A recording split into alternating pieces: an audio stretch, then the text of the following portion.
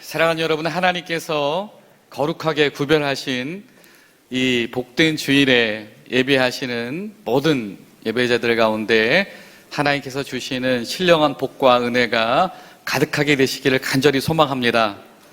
그리고 또 간절히 기도하기는 이 자리에 참여한 모든 분들, 여러분의 가정 가운데 또 자녀들 가운데 일터 가운데 올 한 해 주님 안에서 가장 복되고 가장 좋은 일들이 아주 차고 넘치시기를 또한 간절히 소망합니다.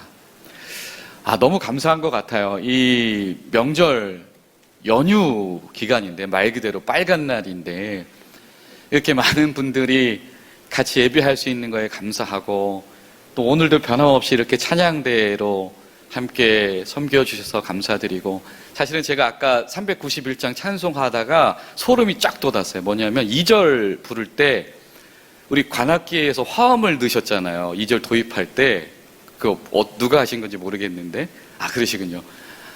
그 화음이 딱 들어가는데 제가 소름이 쫙 돋았어요. 그래서 감사하다 이 생각을 했는데, 여러분, 하나님 앞에서 우리가 함께 이렇게 각자의 모습으로 또 각자의 은혜 가운데서 함께 모여있고 하나님을 향하는 것 자체가 얼마나 귀하고 복된 것인지 우리가 다시 한번 서로를 향해서 고백할 수 있는 믿음이 우리 가운데 있기를 소망합니다.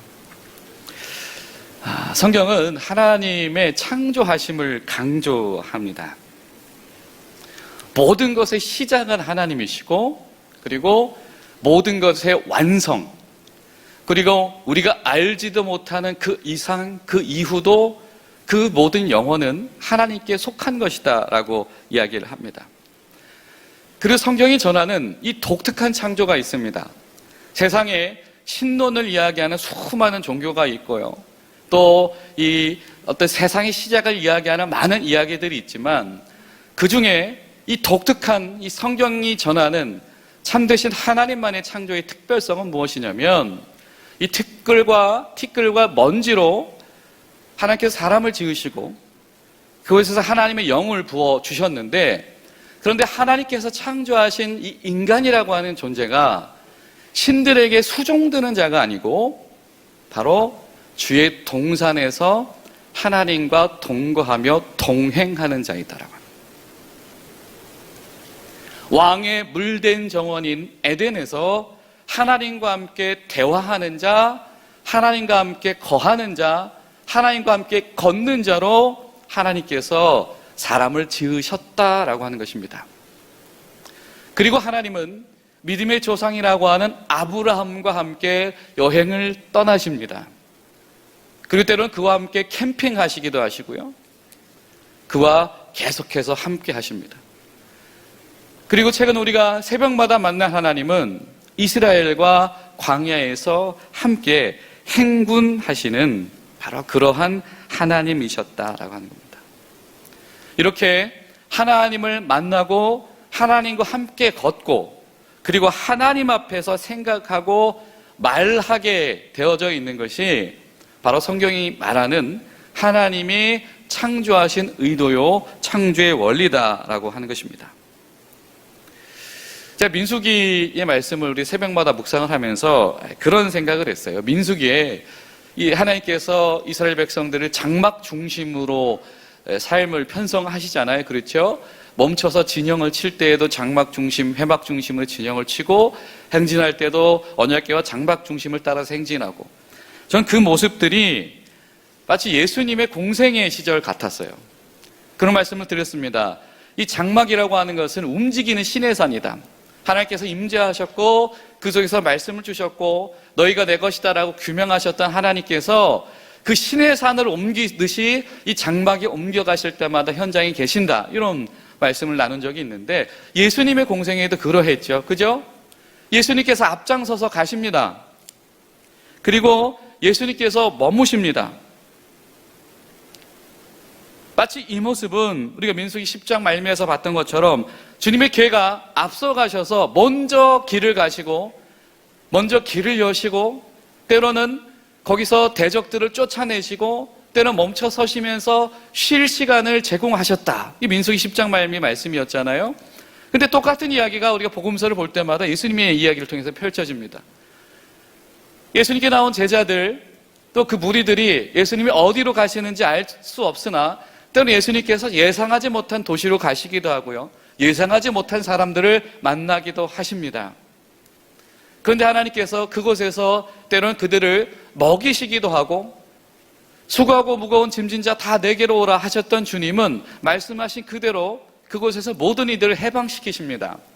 병든 자들을 해방시키셨으며 악한 영에 눌린 자들을 해방시키셨습니다. 심지어는 예수님께서는 그들을 쫓아내셨습니다.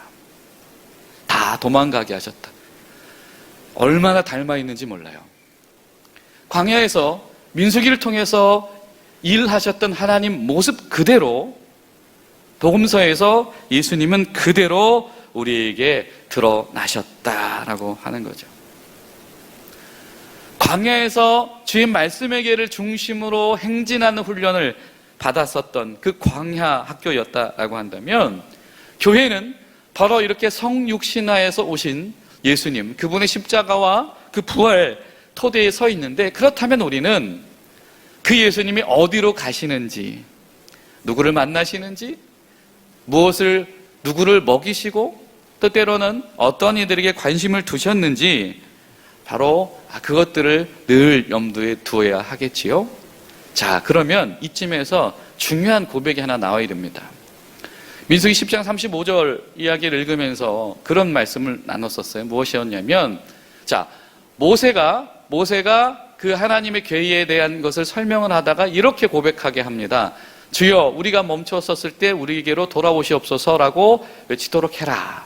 근데 이 말을 바꿔 얘기하면, 주님, 우리는 여호와 하나님이 필요합니다 라는 우리식의 고백으로 할 수 있다, 이런 말씀을 나눈 적이 있습니다. 근데 마찬가지죠.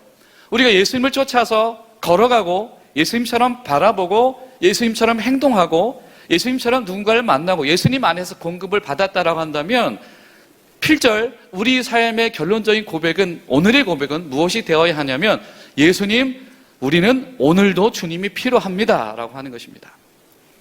여러분 어떠십니까? 오늘 여러분 주님이 필요하십니까? 내가 오늘 주님, 나의 오늘의 삶 가운데 예수님이 필요합니다 라고 하는 고백을 내가 놓쳐버리고 있다라고 한다면, 지금 우리는 예수님과 온전히 행진하고 있지 못한 겁니다. 예수님은 지금 이쪽 마을에 가셨는데 우리는 다른 마을에 들어가 있는 것이죠. 바로 그러하다라고 하는 겁니다. 여러분, 그런데요, 이것은 굉장히 위험합니다.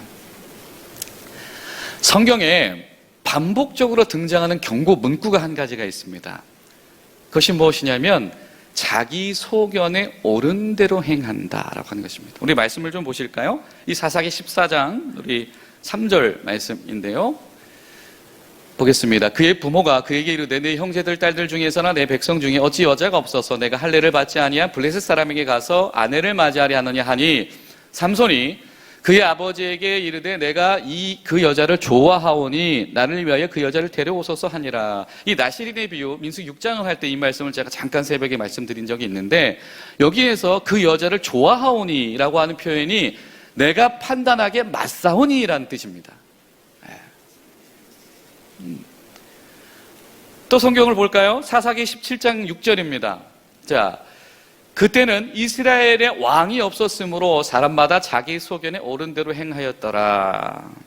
이야기가 21장에 다시 한번 반복되죠. 자, 그런데 여기서 단순히 그냥 추대해서 뽑은 왕이 없다 이렇게 생각하면 안 됩니다. 왜냐하면 사사기 전체의 주제가 무엇이냐면, 도대체 우리의 왕이 누구냐 이거든요. 결론이 무엇이냐면, 우리의 왕은 여호와 하나님이시다라고 하는 겁니다. 그들에게 여호와 하나님이 왕이 되시지 않았기 때문에 그들이 자기의 소견에 옳은 대로 행했더라. 그런데 자기 소견에 옳은 대로 행하는 이 사사들의 시절에 어떤 일이 일어났습니까?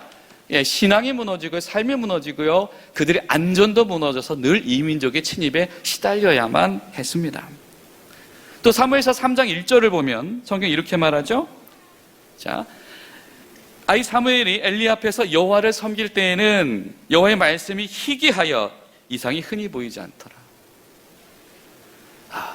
우리가 안타까워하는 제사장 엘리 가문의 이야기, 제사장으로 기름 부음 받았지만 하나님 앞에서 제대로 쓰임받지 못하던 그들 집안의 이야기, 그 속에서 하나님께서 사무엘이라고 하는 주님 말씀하시옵소서 주의 어린 종이 듣겠나이다 라고 말하게 만드는 그 한 사람을 필요로 하실 때에 하나님께서 뭐라고 얘기하시냐면 여호와의 말씀이 희귀하였다. 왜? 듣는 이가 없었기 때문에, 말하는 이가 없었기 때문에, 거론하는 이가 없었기 때문에. 그 무엇을 말하고 무엇을 듣고 무엇을 거론하였을까? 그렇지요.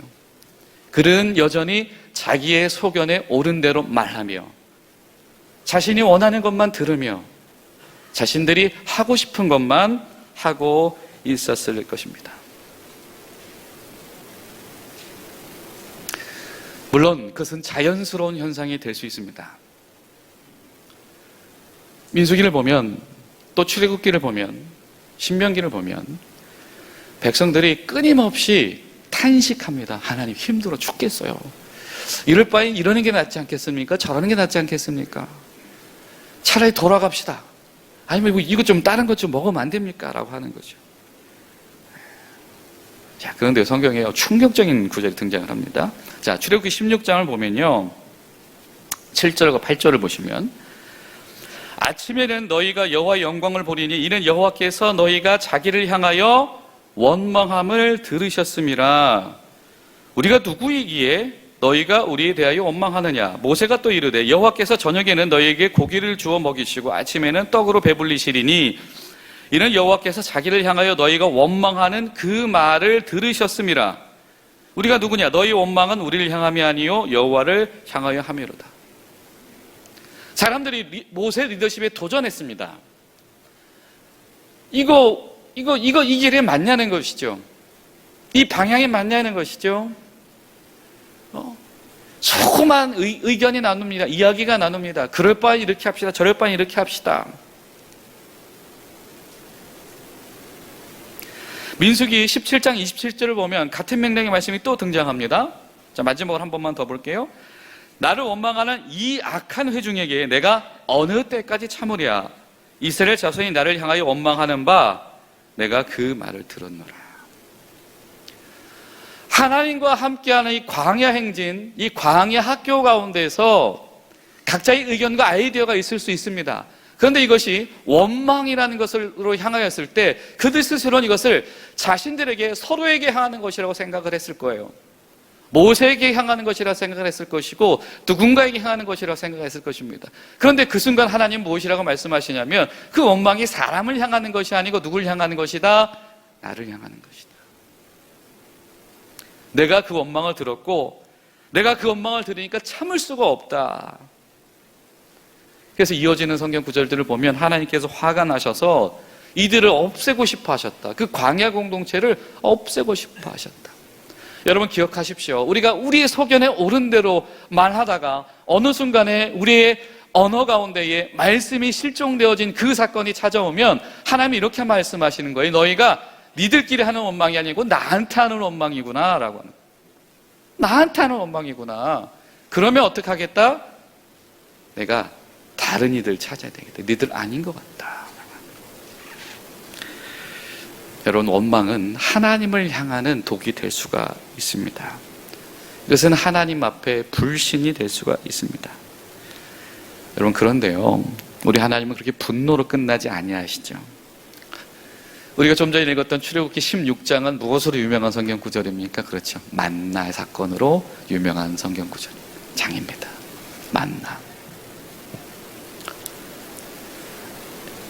광야의 이스라엘이 서로 가운데의 이 원망의 문제, 불평의 문제, 서로를 향한 이 상처의 문제를 해결하지 못하고 있을 때 도대체 우리 삶에 지금 이 직면한 지금 이 한계 상황을 도대체 어디를 향해서 돌파해야 할까라고 할 때에 하나님께서 보여주신 것은 무엇이냐면 지면을 만나로 덮으시는 사건이었습니다. 그들이 거하는 땅 뽕천지가 하나님이 보내신 만나로 뒤덮였습니다.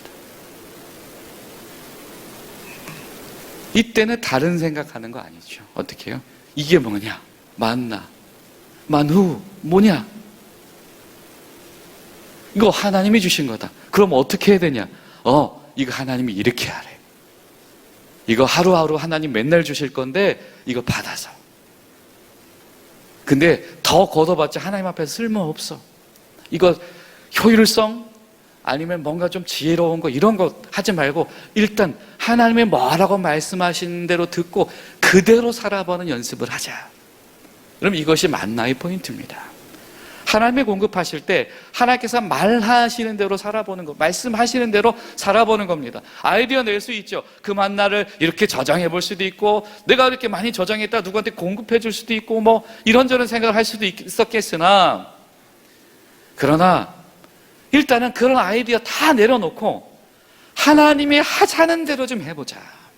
이것이 만나. 그런데 그것에 순종하는 이들은 보게 됩니다. 무엇을 보게 됩니까? 하나님이 온 지면을 만나로 덮으셨구나. 온 지면을 만나로 덮으셨구나. 여러분, 하나님 임재 앞에 순종하면 우리 시선 앞에 하나님의 은혜가 덮여있는 놀라운 것을 우리가 보게 될 줄로 믿습니다. 그때 우리에게 필요한 것은 온전한 감사와 순종이겠죠. 자, 여러분, 우리 이스라엘 요르단 지역에 가면 아라드라고 하는 이스라엘 예루살렘 남부 유다 지역 광야, 우리가 남쪽 광야라고 하는 부분이죠. 성경엔 이 아라시라고 하는 곳에 보면 이 조그마한 신전터가 있습니다. 그런데 특이하게도 이 신전은 언제인지 모르겠으나 이스라엘 땅에서 여호와 하나님 앞에 예배 드리는 성소 비슷하게 사용되어진 곳입니다.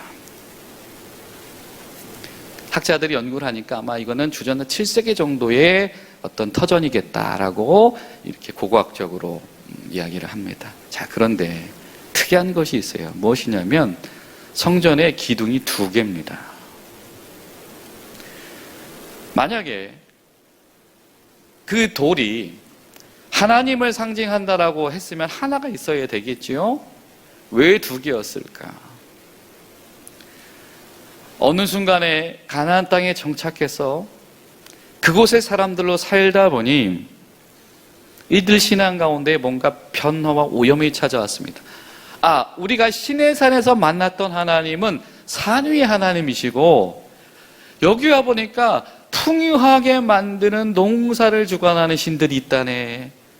처음에는 실깃이나 했겠습니까? 그런데 그 신 믿는 사람들이 잘 살거든요. 부자거든요. 저들은 농사 짓는 기술을 가지고 있거든요. 그들 말 좀 들어볼 필요가 어느 순간에 이스라엘 예배에 여호와 하나님은 남편이고요,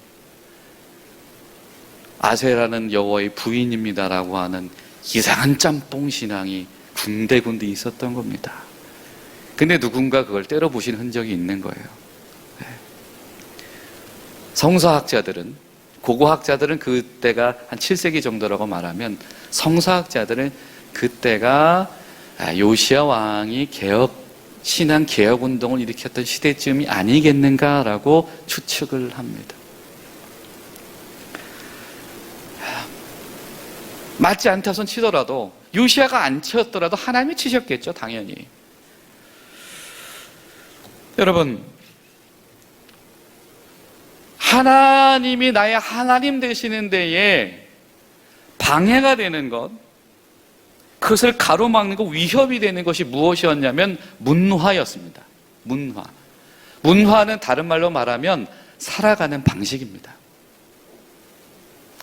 우리가 살아가는 방식이 하나님 신앙의 장애가 될 수가 있고요, 하나님 신앙의 도전이 될 수가 있고, 하나님이 하나님 되시지 못하게 만드는 아주 원흉이 되어버릴 수가 있다라고 하는 겁니다.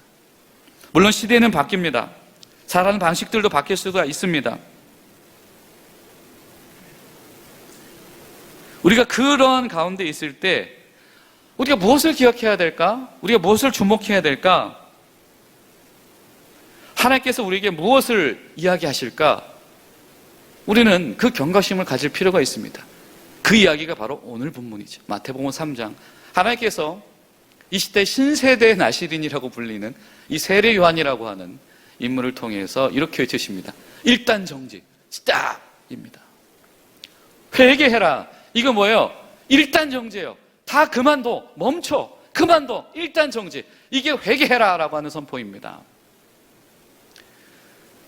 이 너무 심각해요. 이 뭐 가죽 옷 입고 뭐 가죽띠 입고 뭐 그렇죠? 메뚜기 먹고 석청 먹고 속된 말로 하면 거짓골입니다. 그렇게 살아간 한 사람. 근데 하나님께서 그 자신의 삶의 만족과 삶의 즐거움과 개인의 것을 포기하고 오직 하나님 앞에서 하나님께서 지명하신 대로 말씀하신 대로 이는 어려서부터 하나님의 사람을 키워야 된다라고 하는 그 말씀에 순종한 그 한 사람에게 하나님께서 주신 선물이 하나가 있었는데 그것이 무엇이었냐면 영향력과 설득력이었습니다. 이 세례 요한이 그 누추한 행색을 하고도 스탑! 멈추십시오. 돌아오십시오. 회개하십시오라고 할 때 허다한 무리가 그 앞에 따라왔더라. 오늘 말씀 우리에게 증언합니다. 멈춰야 되는 걸 아는 사람, 그 스탑을 외칠 수 있는 그 한 사람에게 하나님께서 영향력과 설득력을 주셔서 사람들이 같은 마음을 품게 하시더라. 여러분 어쩌면 우리 가운데에 이런 세례 요한 같은 그 한 사람이 필요할지 모르겠습니다. 할렐루야. 하나님 앞에 진실한 그 한 사람이 여러분 멈춥시다 라고 할 때에 하나님께서 그 사람에게 설득력과 영향력을 주셔서 많은 사람이 같은 마음을 품게 되어지는 거, 이거 하나님이 기대하시는 부분이다.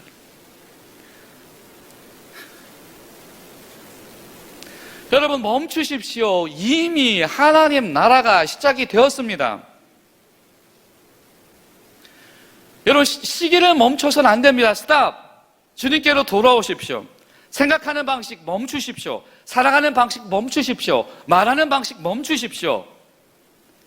하나님 나라가 천국이 우리 중에 있습니다. 이미 시작되었습니다. 이게 뭡니까? 우리 바꿔야 됩니다라고 하는 겁니다. 바꿔야 됩니다. 살아가는 방식 바꿔야 됩니다. 그래서 세례를 합니다. 세례를 할 때 어떻게 하죠? 물에 집어쳐넣었다가 뺍니다. 표현이 과격하죠? 의미가 과격해요.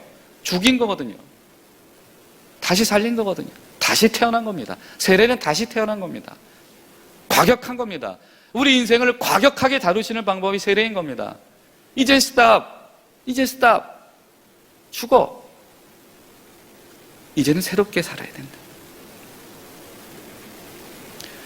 여러분, 하나님 나라는 멈추고 하나님 안에서 말하고 생각하고 살아가는 사람들로부터 시작되어짐을 우리는 기억해야 될 줄로 믿습니다.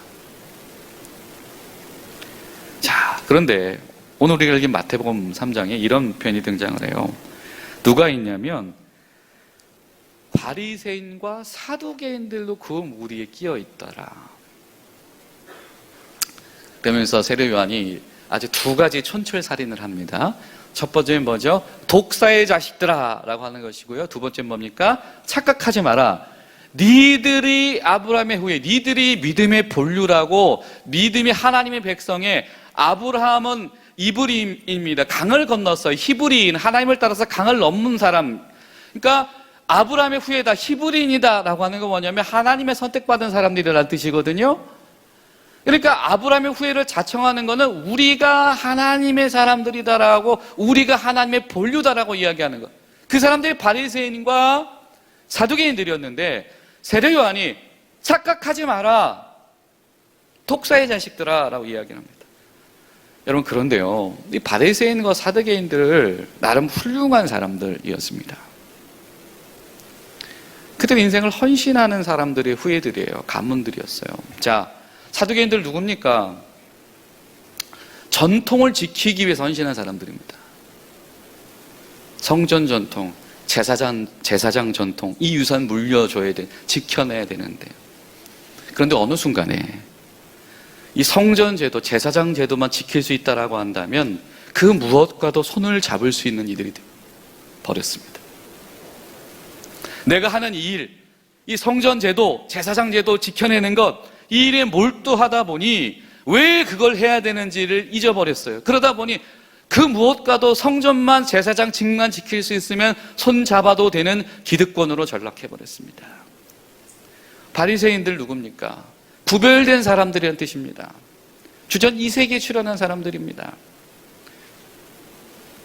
이 사람들을 별로 이 출신 성분이 좋지 않은 사람들이 대부분이었습니다. 그런데 이 사람들은 막강한 영향력을 가집니다. 예수님 시대에 탄 이 6천 명의 바리새인들이 이 회중들을 좌지우지합니다. 그 중에 존경받는 사람은 이 출신이 안 되는데도 사내들인 공회의 멤버가 될 수가 있었고요. 심지어 주후 70년에 로마가 예루살렘을 초토화시켜서 멸망을 시킬 때에 그때 유대 사람들의 살아가는 방식, 생활법, 종교법은 모두 바리새인들이 원하고 하고자 하는 방식으로 이미 세팅이 다 되어 있었습니다. 막강한 영향력을 행사할 수 있었습니다. 그들이 그렇게 할 수 있었던 이유는 그들이 나라 없던 그 시절에 이 경건운동으로 백성들을 일깨우려고 노력했던 것이었기 때문입니다. 그들은 경건주의자였어요. 정해진 시간에 무조건 기도하고 그 일에 목숨을 거는 사람들이 바리새인들이었어요. 신앙의 새바람. 사두개인들이 믿음의 전통을 지키려고 하는 사람이었다면 저는 이렇게 표현할 수 있을 것 같아요. 바리새인들은 신앙의 새바람을 불러일으키려고 했던 사람들이에요. 그러니까 사람들이 그들에게 감동받았던 거예요. 그러니까 그들이 영향력을 가질 수 있던 겁니다.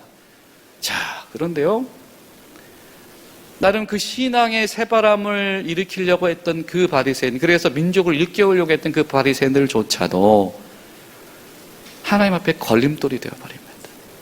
그들조차도 기득권으로 전락해버립니다. 아주 예수님이 가는 곳마다 사사건건이 예수님의 사역에 시비를 거는 시비쟁이들이 되어버립니다. 그렇습니다. 아무리 귀한 헌신과 좋은 의도도 나의 소견대로 하나님의 말씀을 떠나버리는 그 순간에 기득권이 되어버리며 하나님의 일을 방해하는 독사의 자식들이 되어버립니다. 그때의 성경은 말합니다. 착각하지 마라. 니들이 아브라함의 후예가 아니다라고 하는. 여러분, 우리는 끊임없이 우리의 것을 주님 앞에 내려놓을 준비를 하는 최음성의 보조를 맞춰 일단 스톱.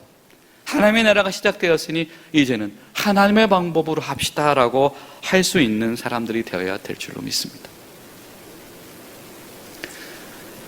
수요 예배 때 그런 말씀을 드린 적이 있어요. 레위기의 말씀을 나누면서 그리스도인은 예수님만 바라보는 사람이 그리스도인이 아니다라는 말씀을 드렸습니다. 여러분, 예수님만 바라봐서는요 그리스도인 될 수 없어요. 왠지 아십니까? 예수님을 제대로 바라보면요 우리는 예수님이 눈동자와 마주치게 될 겁니다. 그러면 그 예수님이 눈동자에 비친 그 모습, 예수님이 지금 누구를 향하고 계시는지, 어디를 향하고 계시는지, 어떻게 보고 계시는지, 여러분, 예수님 근처에서 예수님을 대충 보는 사람이 그리스도인이 아니고요, 정말 예수님을 제대로 바라봐서 예수님의 눈동자에 지금 무엇이 비쳐있는지를 볼 수 있는 사람이 참된 그리스도인인 줄로 믿습니다. 예수님 지금 이 말씀 하시구나. 아까 화음 넣었을 때 감동이 됐다고 했잖아요. 바로 그거예요. 여러분, 화음이 감동이 되기 위해서는요 어떻게 됩니까? 잘 조율된 하모니가 돼야 돼요. 그 기준음에 주파수 배율이 잘 맞아야 돼요. 2대1, 5대1, 2.5대1, 2.7대1인가요? 안 그러면 불협화음이 되고요, 다른 소리가 되고요, 굉장히 피곤한 소리가 됩니다. 회개해라.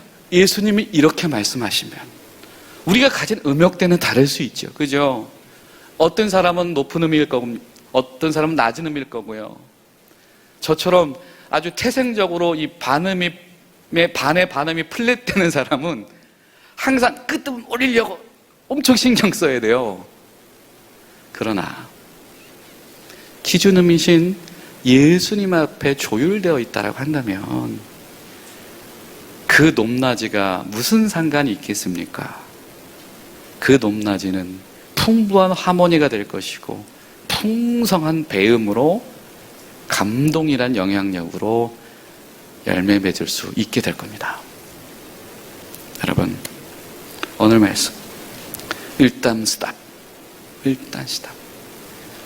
예수님이 어디로 말씀하시는지, 무엇을 향하시는지 거기에 우리가 함께 나아가죠.